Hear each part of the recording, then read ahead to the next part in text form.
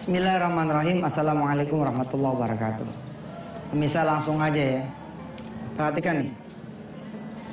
Orang-orang sekarang banyak dibiarkan oleh Allah dalam mencari rezeki dan mengurus urusan hidupnya. Bahkan tidak sedikit di antara orang-orang yang ditinggal oleh Allah. Apakah saudara termasuk yang seperti ini? Orang-orang sekarang banyak dibiarkan oleh Allah dalam mencari rezeki dan dibiarkan oleh Allah mengurus urusan hidupnya tanpa bantuan Allah. Bahkan tidak sedikit di antara orang-orang tersebut yang ditinggal oleh Allah. Saya berdoa mudah-mudahan saudara tidak termasuk orang yang seperti ini, melainkan orang-orang yang senantiasa Allah itu ikut campur, Allah nolongin gitu. Baru anak ngucap nih, anak baru ngucap, "Mah, besok tuh saya disuruh beli LKS sama guru." Pintu udah ada yang ngucap. Ada yang ucap salam nih. "Assalamualaikum Bu Neneng," gitu. "Waalaikumsalam." "Bentar ya. Nak, sebentar ya, Nak. Apa tadi?" "Beli LKS, Bu." Dia nemuin kamu. "Iya, Assalamualaikum." "Waalaikumsalam. Ada apa ya?" "Ini, Pok. Minta tolong dijahitin dong baju buat 2 setel. Dipakai Sabtu besok. Bisa nggak ya?" "Oh, bisa. Ukur nih. Ukur. Berapa duit?" "Ya, ongkos jahitnya aja kira-kira 1 setel 100 dah." "Ya udah, saya bayar di muka ya. 200.000. Itu bukan peristiwa biasa, saudara. Saya ulangi lagi. Orang-orang sekarang banyak dibiarkan oleh Allah dalam mencari rezeki dan mengurus urusan hidupnya tanpa dibantu oleh Allah, tanpa Allah terlibat, tanpa Allah ikut campur. Dan bahkan tidak sedikit di antara orang-orang yang ditinggal oleh Allah. Saya kasih ilustrasi. Ada anak datang ke emaknya, cium tangan kan, "Mak, mudah-mudahan emak lagi seneng nih hatinya." "Oh iya, emak lagi seneng, alhamdulillah." "Ada apa ya?" "Suruh beli buku LKS sama sekolah." Belum ngucap nggak ada nih, belum tarik napas. Kan ada orang-orang begitu dapat kebutuhan begini dulu nih. Kayaknya capek banget nih. Belum ngucap napas nih, naik napas, ada salam. "Assalamualaikum." "Assalamualaikum Bu Neneng." Yang gini ngucap nih. "Waalaikumsalam. Nak, sebentar ya. Tadi beli apa dah?" "LKS. Bentar ya." "Ada apa ya, Bu?" "Ini nih mau nyuruh jahit. Kita mau pakai Sabtu yang akan datang, Minggu yang akan datang. Berapa setel?" "2 setel." "Bisa, insya Allah." "Masuk dulu, diukurin." Diukur, set, jadi. "Berapa duit?" "Ya, ongkosnya aja 100.000 lah, 1 setel." "Ya sudah, saya bayar di muka ya, 200. Ini bukan peristiwa biasa. Perhatikan yang satu lagi. Ini ikan apa ya, sepat. Ya, ikan sepat deh. Ikan mas deh, enak ya. Emas. Digoreng ikan mas nih, 5 ikan. Untuk 3 anak dan 2 istri. 3 anak dan 1 istri sama suami, 5.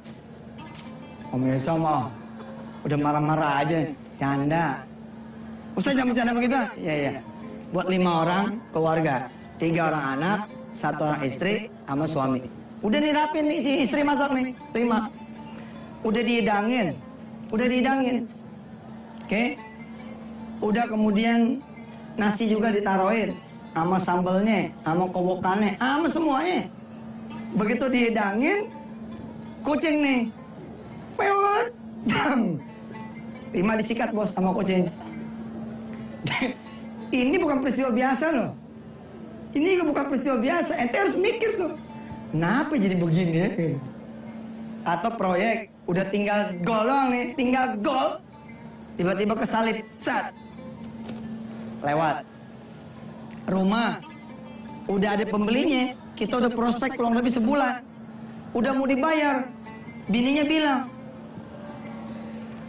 "Pak, kayaknya nggak jadi dijual ini." Anak-anak pada nggak setuju. Ya Allah, udah di prospek, udah segala macam. Itu juga bukan peristiwa biasa. Kenapa? Campur tangan Allah sangatlah berpengaruh. Kalau saudara semua sudah dibiarkan oleh Allah, tidak ditolong oleh Allah, dibiarkan mengatur urusannya sendiri, apalagi sampai ditinggal, saya berani memastikan hidup saudara pasti akan susah. Kenapa saudara dibiarkan? Kalau tidak mau tahu, dan Allah kemudian meninggalkan saudara, bisa jadi karena saudara sedikit sekali mengerjakan amalan-amalan sunnah. Kembalilah saudara, kembalilah, banyakin amalan-amalan sunnah. Udahlah, dunia kejar kira-kira seporsinya dia saja. Sebab kalau saudara tidak mengejar dunia seporsinya dia, maka akan banyak memakan waktu saudara bersama Allah Subhanahu wa taala. Silakan.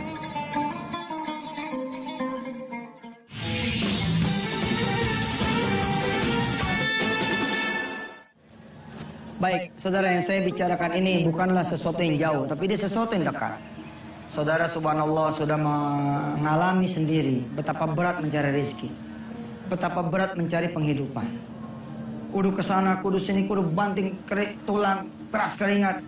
Hasilnya ternyata Masya Allah, tidaklah mengembirakan, mengecewakan bahkan. Di luar itu semua urusannya takdir. Di luar semua itu udah, emang jatahnya segitu. Di luar semua itu, ya mau diapain lagi? Emang adanya segini. Di luar itu, kita bolehlah koreksi. Saat ini coba, pengusaha dan pekerja ramai-ramai meninggalkan masjid. Tidak lagi sholat berjamaah. Kira-kira yang punya rezeki bakal demen nggak? Yang punya rezeki itu nggak demen sama sekali. Itu di luar orang nyari apa? Nyari rezeki siapa? Rezeki aku nggak tahu. Kenapa dia nggak sholat di masjid? Kenapa dia tidak berjamaah? Sedikit sekali waktu bersama Allah. Kalau yang namanya rapat, lengkap banget pakaian. Pakai jas, pakai dasi. Terbalik nih cara ngomongnya. Pakai jas, pakai dasi. Ya. Ulangi ya. Pakai jas, pakai dasi. Ah, itu baru benar. Terus, pos kaki, sepatu, mengkilap. Giliran menghadap Allah. Begini nih. Nih menghadap Allah begini nih.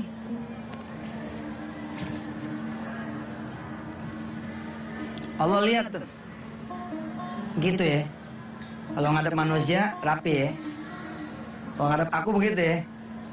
Ya, tungguin sama Allah. Tungguin aja. Celana juga lupa, kelinting cuma sebelah. Kan habis wudu tuh. Mending lintingannya rapi, lintingannya begini nih. Yang satu turun, satu begini. Mau kena bau sejadah begitu kita cium. Ente bakal ditinggal sama Allah kalau gitu. Jangan dong. Kalau ente kuli nih, bawa kain. Bawa ganti baju koko. Coba rasain dah, rasain. Begitu mau sholat, ente basahin itu anduk kecil, ente lap muka, lap badan. Kalau nggak ada tempat buat mandi, ya. Ente sopir taksi, sopir baja, segala macam, kenek, kondektur. Pokoknya orang kecil lah yang dihitung sama orang. Itu orang kecil. Coba saudara lihat. Begitu maju sholat pakai baju koko. Allah ngelihat. Siapa tuh dia? Dia kuli bangunan. Ya Rob. Coba intip apa permintaan Allah. Mudah-mudahan anak saya kuli yang tinggi. Biar dia jangan jadi kuli seperti saya. Bilang sama dia. Kabulin. Kabul. Tapi kita nggak gitu, sama Allah nggak gitu, sama orang nggak berani begini. Tapi sama Allah, buset, masya Allah. Depan Allah begitu. Salat sih, Allah.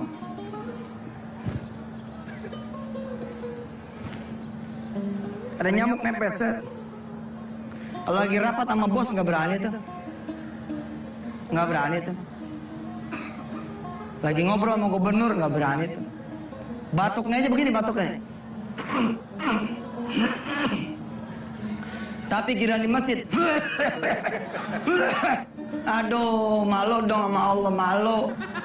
Kalau ente begitu, pantaslah dibiarkan oleh Allah, ditinggal, rizkinya didikitin. Kenapa? Karena nggak ada pedulinya sama Allah. Zaman dulu hidup tidak serba cepat ya, tapi orang kebutuhannya dipenuhi sama Allah. Nggak ada obat ini obat itu, tapi sawah bener gitu, kebun bener. Sekarang obat semua ada, satu yang nggak dikasih sama Allah apa? Air. Hujan nggak dikasih, gimana tuh? Semua ada nih, tanah ada, modal ada, obat ada, semua ada, tapi satu nggak dibagi sama Allah, air. Nggak bisa juga. Termasuk apa yang menjadi kebiasaan orang-orang zaman dulu, yang hari ini kita akan pelajari. Apa? Yatanaffaluna, ya, yatanaffaluna ma bainal maghribi wal isya'i. Mereka melakukan ibadah-ibadah sunnah menunggu datangnya isya dari maghrib. Udah nggak bisa tuh ente tuh yang pada kerja. Makanya juga dikunci sama Allah duitnya 1 juta setiap bulan, 2 juta ditakar sama Allah. Saya terpaksa mengatakan seperti itu. Ustadz, kita nih kerja susah. Luangin dong waktunya. Gimana ke caranya? Ustadz, Anda menyakitkan hati kami nih yang pada kerja. Kerja kan juga ibadah. Ya sih, tapi coba aja mikir. Ya paling enggak pas libur lah. Pas libur kejar, maghrib isya duduk. Kanu yatanaffaluna ma bainal maghribi wal isya'i. Melakukan amalan-amalan sunnah di antara maghrib dan isya. Atau kalaupun Anda bekerja, kan juga nggak ada masalah. 4:30 keluar kantor. Pas maghrib, sholat dong. Iya kan? Sholat maghrib nih. Setelah maghrib, supaya dihitung sama Allah tetap menunggu datangnya isya, hadirkan hati. Hati hadir untuk bisa tetap dalam kerangka menyambut datangnya isya. Contoh, begitu habis sholat maghrib, sholat sunnah kan jalan tuh. Sepanjang jalan kita sholawat. Kita ngeliat waktu, jam 7 nih, isya kira-kira begitu. Begitu jam 7 kurang, masuk lagi masjid. Masuk nih. Yatanaffaluna ma bainal maghribi wal isya. Jangan sampai kosong hati kita. An Hudzaifah qala ataitu nabiyya fa shallaitu ma'ahu al-maghrib fa shalla ila al-isya'i.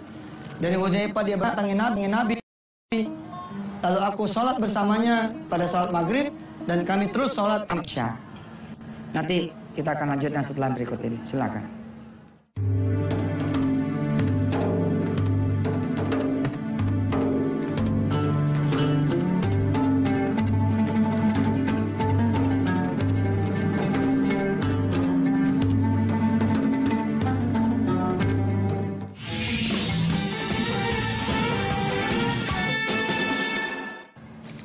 Kehidupan kita sekarang dan banyak lagi orang itu dimakan waktu.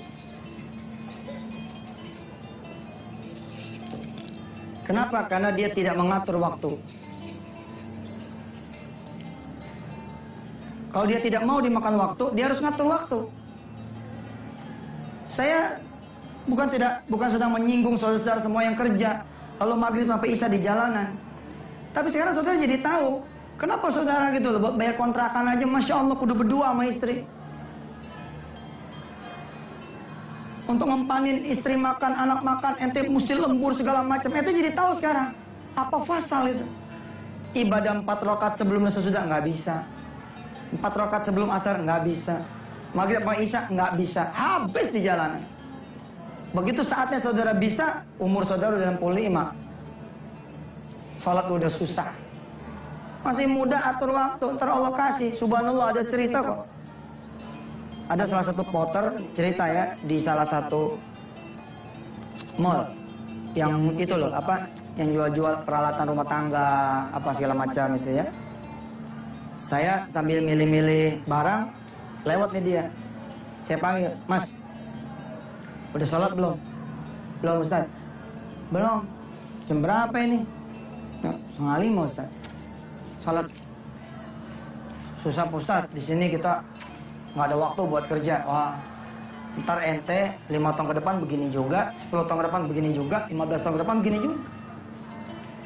Fight, bilang sama bos, saya mesti sholat berjamaah. Masa nggak boleh? Dia bilang, langsung dipecat. Begitu bilang, langsung dipecat. Terus pemirsa bilang saya jahat tuh.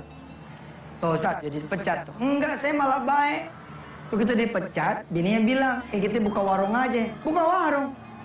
Hasil buka warung sama dia kerja waktu jadi porter, pengangkut barang, lebih gede warung. Merdeka kan? Saya sedang tidak membuat saudara harus berhenti. Enggak, ngatur waktu.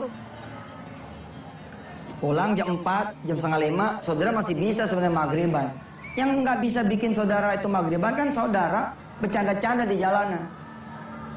Ngongkong-ngongkong dulu sama teman, sama segala macam. Akhirnya saudara tiba di rumah udah capek. Padahal kalau saudara disiplin, kerja langsung pulang.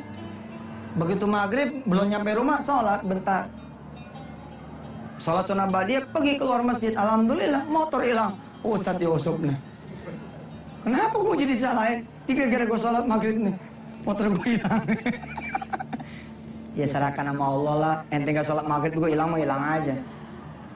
Penuhin ini maghrib. Ini kita lagi bicara hadis tentang Rasulullah pengen antara maghrib sama isya kita tuh ibadah. Nah ibadah kan banyak. Ente nyetir mobil, habis sholat maghrib nyetir mobil sampai isya. Antara maghrib ke isya ente zikir, ibadah juga namanya. Tapi yang terjadi kan enggak. Ibu-ibu habis sholat nonton TV. Maghrib isya kok nonton TV. Ibadah loh. Saya waktu kecil, alhamdulillah, benar-benar maghrib isya di masjid sampai isya. Saya punya teman tua, Daniel, Alwi, terus saya. Kami ini bakal lomba. Siapa yang paling tahan ada di masjid. Jadi siapa yang duluan pulang, dia kalah. Alhamdulillah, sampai kami bertiga digendong, masjidnya mau dikunci. Karena nggak ada yang mau pulang duluan. Para santri Darul Quran, subhanallah, maghrib isya di masjid. Kalau mereka istiqomah begini, maghrib isya di masjid, kan kalau santri Darul Quran, antara maghrib isya, itu dia ngaji. Dia lakukan itu 3 tahun, 6 tahun. Itu yang menjadi tiket mereka ke Madinah, ke Mesir, ya, ke UGM, ke UI, ke ITB, ke Unsri, kemana aja mereka mau melangkah. Tiketnya antara maghrib sama isya. Saudara punya warung, maghrib sama isya kunci, cegrek. Kalau emang ada yang jaga, bilang yang jaga, kamu habis sholat maghrib buka, menjelang isya tutup. Isya buka lagi, lihat, hasil lihat. Walaupun pembeli ente itu dikit, tapi sesungguhnya duitnya jadi berkah. Kenapa? Karena Allah terlibat. Maka jadilah orang sebaliknya. Apa orang sebaliknya? Jadilah orang-orang yang oleh Allah dibantu, diurus dalam mencari rizki dan mengurus urusan. Dan jadilah orang-orang yang senantiasa ditemani Allah Subhanahu wa ta'ala. Saudara lagi jalan, dipepet nih. Tajam. Begitu dipepet, ternyata malingnya nih, perampok jalanan bawa pistol. Lagi begini, lewat mobil polisi di belakang. Turun, bepuk, bepeceng. Saudara pikir itu juga peristiwa biasa? Bukan. Belum tentu polisi itu. Kenapa begitu? Ternyata orang ini ahli sholat malam, ahli sholat berjamaah. Dia dari maghrib ke isya dia penuhi. Doakan pemirsa, saya bisa menjadi Yusuf Mansur yang menjalankan semua apa yang saya juga sampaikan kepada saudara semua. Sampai ketemu lagi, insya Allah kita akan belajar dari sudut-sudut Darul Quran. Wassalamualaikum warahmatullahi wabarakatuh.